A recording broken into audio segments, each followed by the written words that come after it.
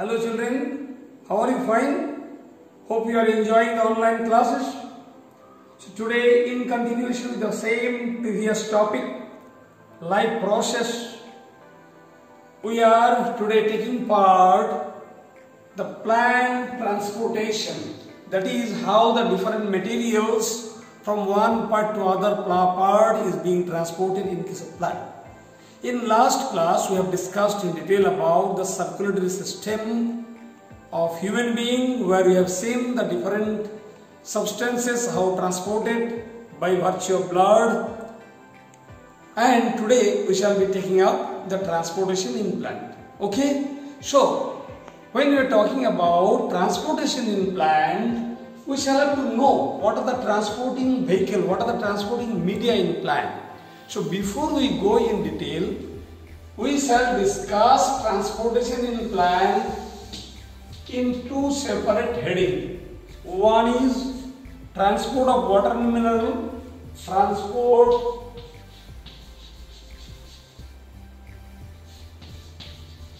of water and dissolved minerals,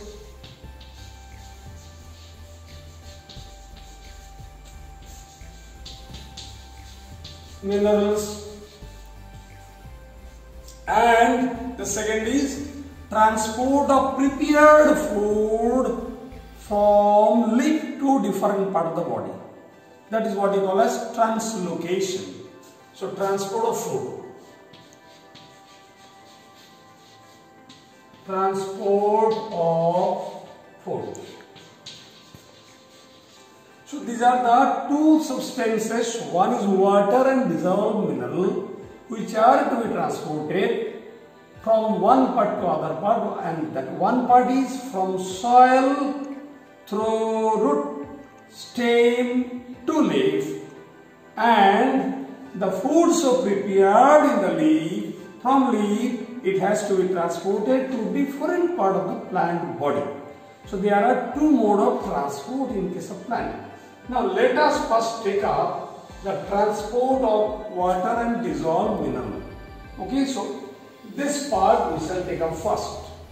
Is that clear to you? So before we go in detail about the transport, the mechanism of transport of water and dissolved mineral, let us know first what are the transporting media.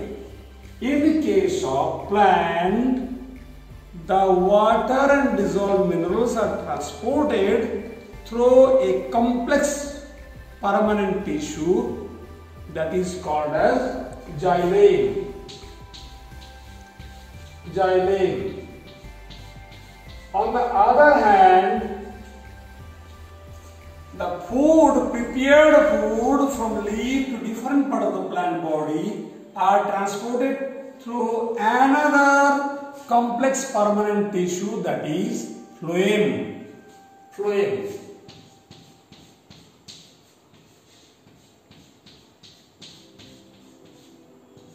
So before we go in detail about the mechanism of transport through xylem, let us know what are the components of xylem help for this process.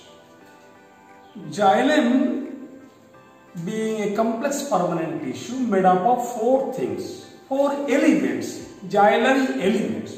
What are those?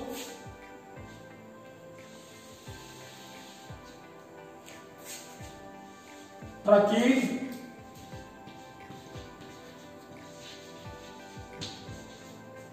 trachea or vessel,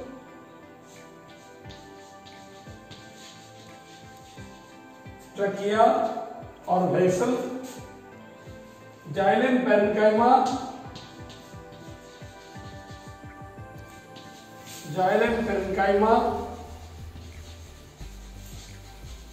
and xylem fiber.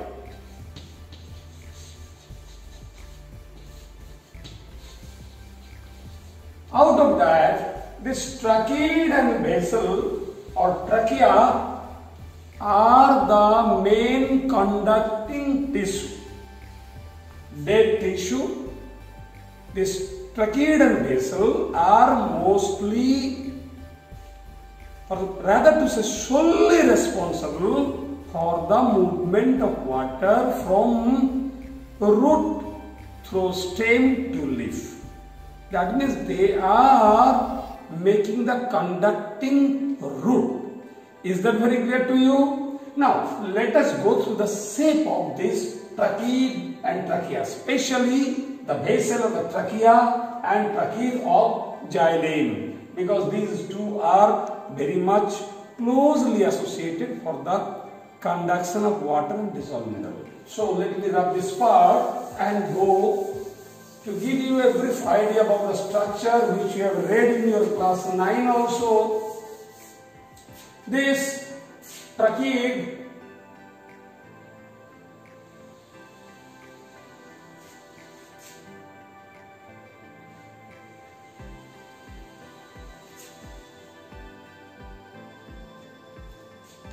otherwise, if I make a section from here, how it will look?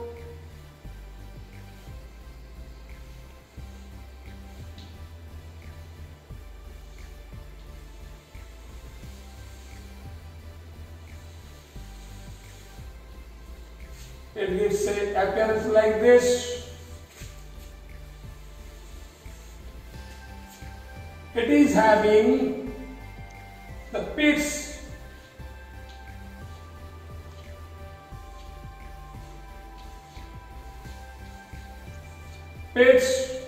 dead tissue and vessel or trachea, which is looking like this.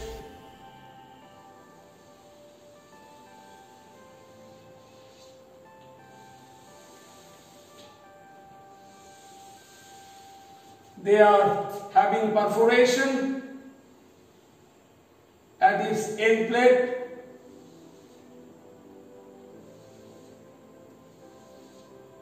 and pit in its wall.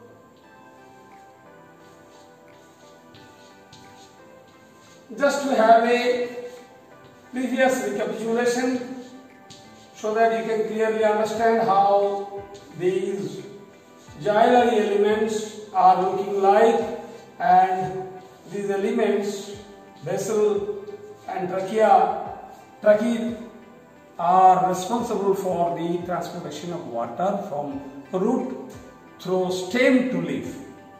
Now, before we give you in detail about the mechanism of transport, let us know where from the root is getting the water. As you know, root is closely associated with water present in the soil and mineral also. Soil is the richest source of mineral, say for example nitrogen, say for example phosphorus. These are the minerals very much required for the plant. Carbon dioxide is getting from the atmospheric air by means of stored water.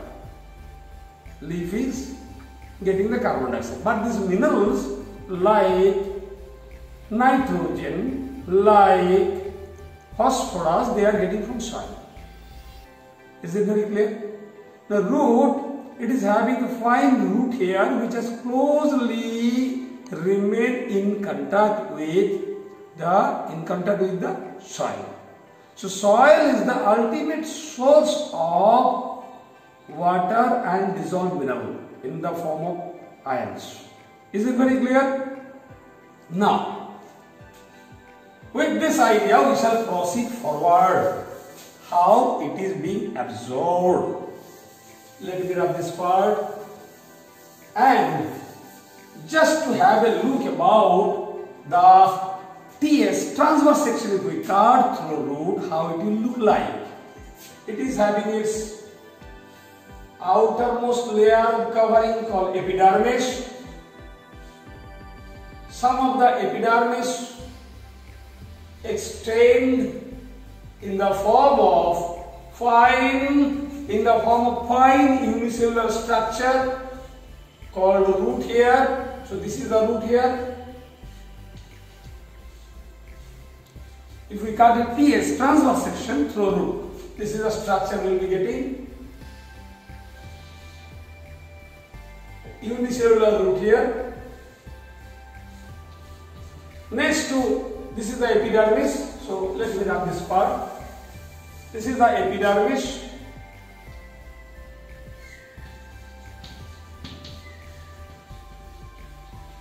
This is the root here. It is this root here which are absorbing the water from the soil and supplying it to the epidermal cell. Epidermis is followed by the cortex, cortical layer.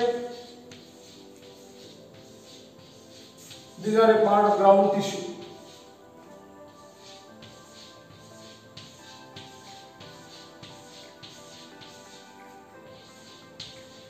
This is the cortex.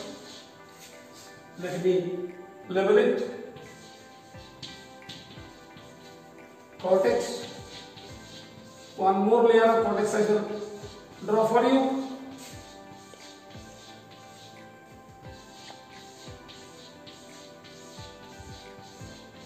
And the innermost layer forming again a flat cells, just like epidermal cells.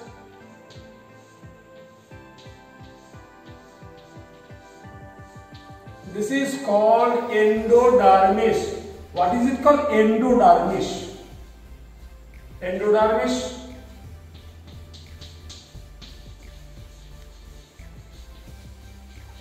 And then you have the vascular bundle.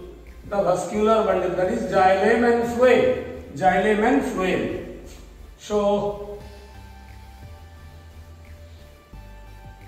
this is the xylem.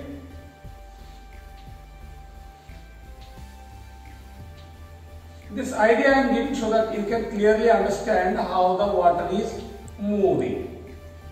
Xylem and phloem.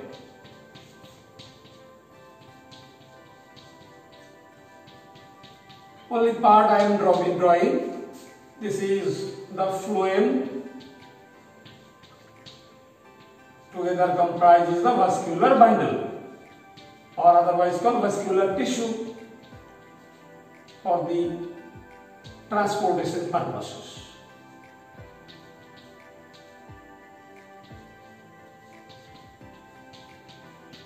So this is the phloem. This is the phloem,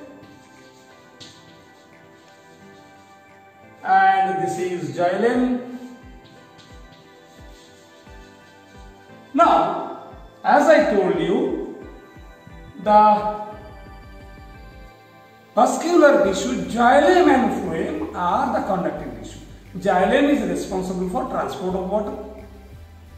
This is our part of discussion. And phloem for transportation of food. And I told you xylem made up of tracheid vessel or trachea, xylem parenchyma and xylem fiber. This tracheid and vessel are the main conducting tissue for transportation of water, which present in the xylem. Is that clear? But here there is no xylem. Within the cortex, within the epidermis, within the root here there is no xylem. So how the water is coming up to this? Once it is coming to this vascular bundle, once it is entering this vascular tissue, then obviously it is through the vascular tissue the water will be entering by means of a channel. These channels are formed, piled one after another by the vessel. This is the vessel. So these vessels are just like pipe-like structure, one piled over other, forming a long column, and just like tube oil pipe from underground, the water is being sucked. But unless and until this vessel, where does it present? It present within the xylem. Xylem is here, xylem is here, xylem is here. This is as a whole xylem and phloem, this is called vascular bundle or vascular tissue.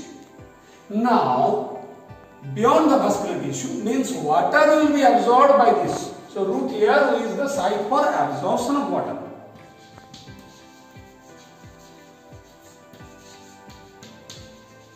side. Congestion of water.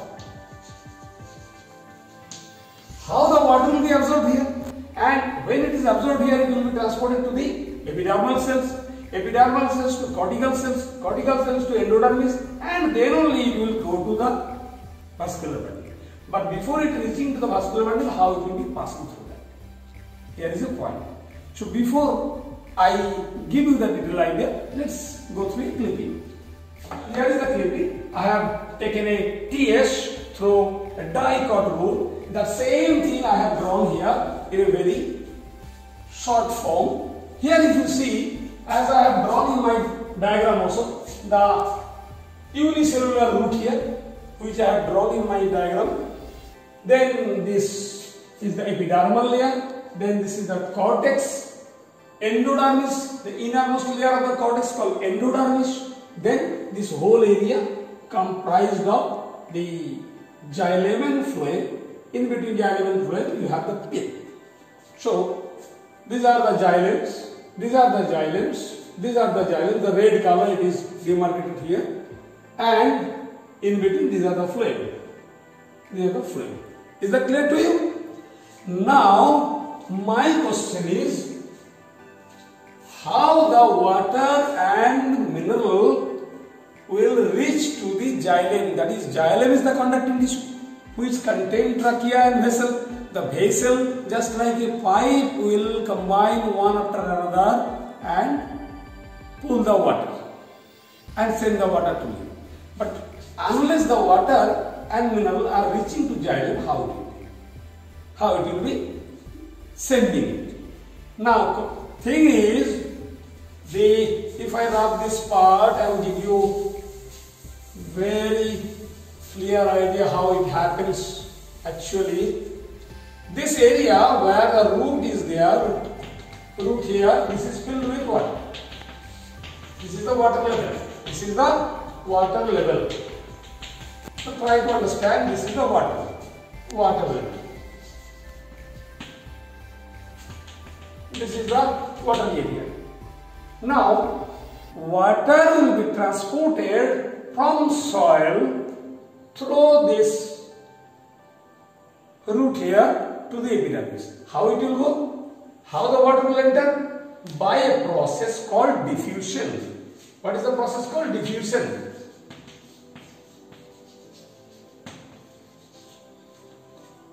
Diffusion. Is that clear to you? We have seen the gaseous diffusion in some other classes also. Here the water is moving from the soil to the root here through the process of diffusion. But I tell you, diffusion is a very, very slow process. And for diffusion, in some other classes, I have told you that if the diffusion has to take place, here we are discussing about the osmosis process. It's the movement of water molecule through. See here the concentration of, suppose concentration of water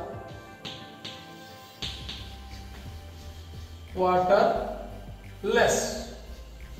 Here high concentration.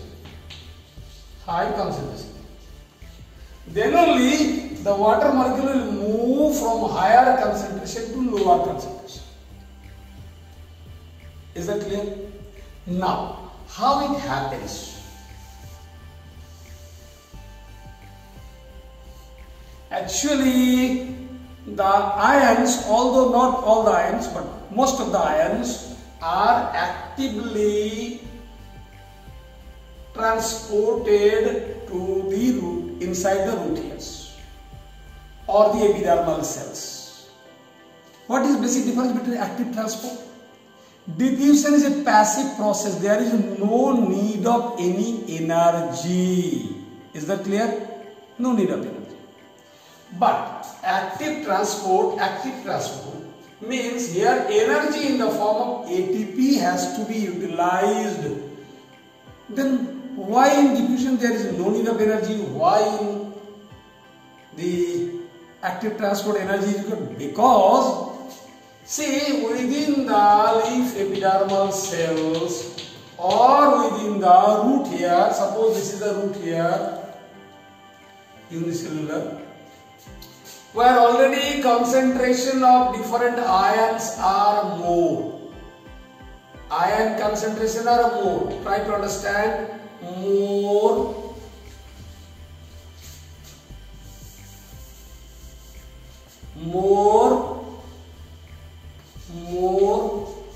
concentration, CONC short I am writing, of ion. Okay, and surrounding root is encircled by the soil layer. Soil layer is a soil. Soil is having comparatively less concentration, less ion. Even though there is less ion in the soil where the root here is there, but if we apply energy in the form of ATP, that is force. If we apply force, what is the role of energy? To apply force to send this ion to this root here. Is that clear? So while ion is sent, there will be more loading of ion here within the root here. As a result, the concentration increases within the root here. Okay? Is that clear?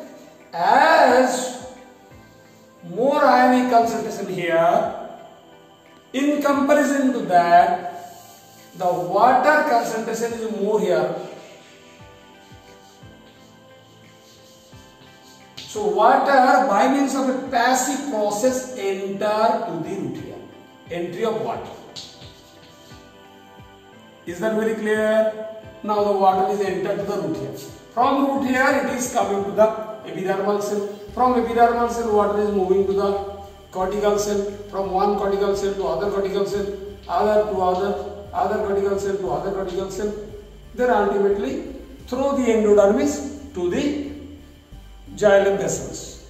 Now question is, what are the modes of passing the water from epidermal cell to cortical cell, that means from one cell to other cell? There are two approaches. One is called symplastic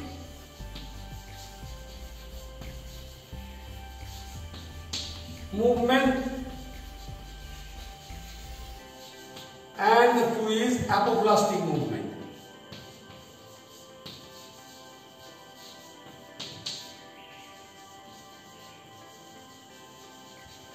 Without going much in detail about the process of symplastic and apoplastic, here there is no such scope at your standard.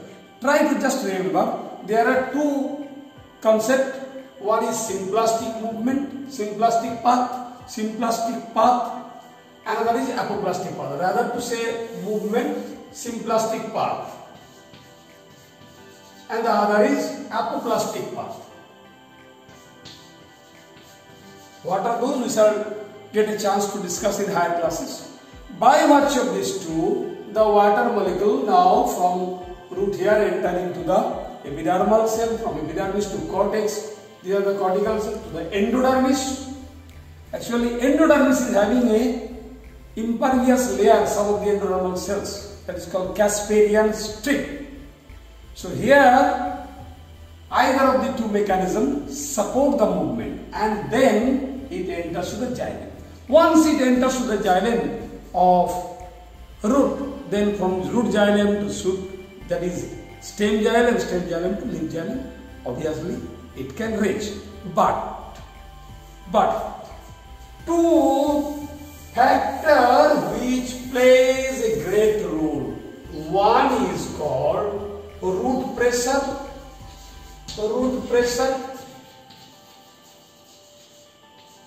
and the other is called transpiration pool.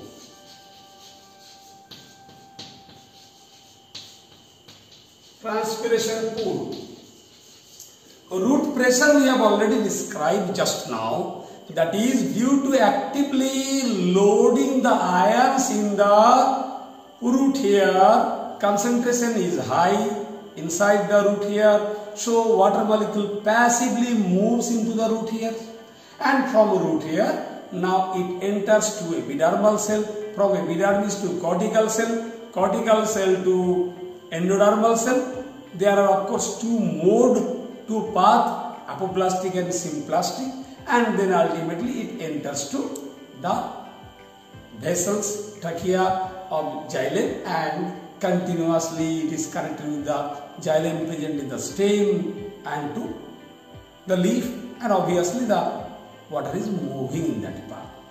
Is that clear? So the root pressure, when actively the ions are loaded into the root hairs, then it is under a pressure. Why this pressure is built up? Because of, due to high concentration, water is now entering into the root hair. First, the ions are actively transported, due to which the concentration increases. As a result of that, the water molecule now passively entered into the root hair. As a result of these entry, or two more. One is actively most of the ions are entering. Some of the ions are passively also entering, and water molecule are passively entering. As a result, the pressure is building up in the root. This is the root pressure which helps to push from root to the stem, then followed by leaf. That is what we call root pressure hypothesis or root pressure theory of water transport.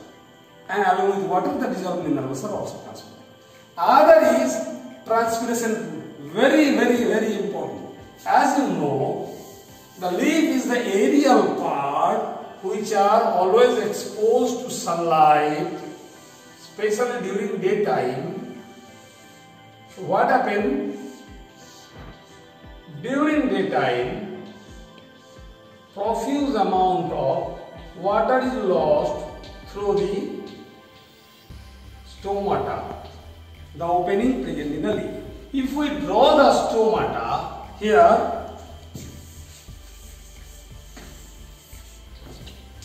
if we draw the stomata, this is the stomatal aperture.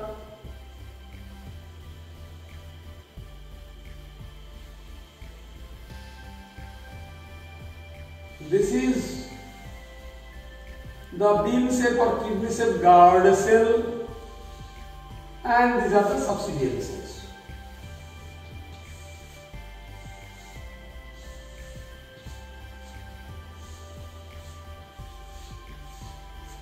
This is the stomatal aperture. Stomatal aperture.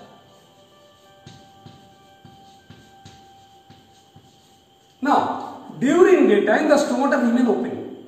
How it remain open? You see the inner wall of the guard cell covering the stomata is comparatively much thick than the outer cell, outer wall. Inner wall is much thick. Okay.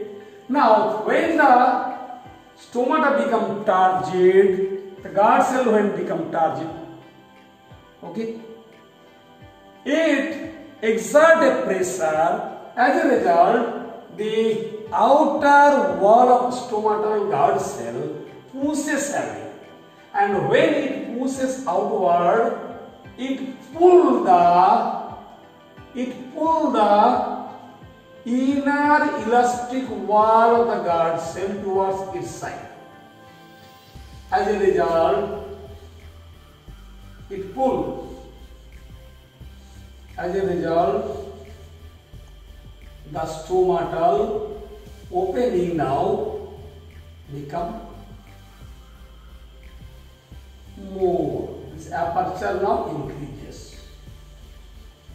During daytime it happens. Night time the reverse is the case. So what happens during daytime? Profuse amount of water is lost. Water is lost.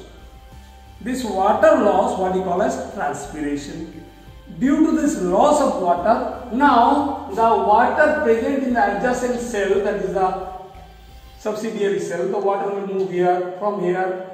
Then the water, there is a deficit of water in this cell, it will absorb water from the adjacent cell, and like that way, it will descend down to this root here up till. So there is a pooling effect. Due to transpiration, water is lost. As a result, there is a deficit of water, so it draw the water.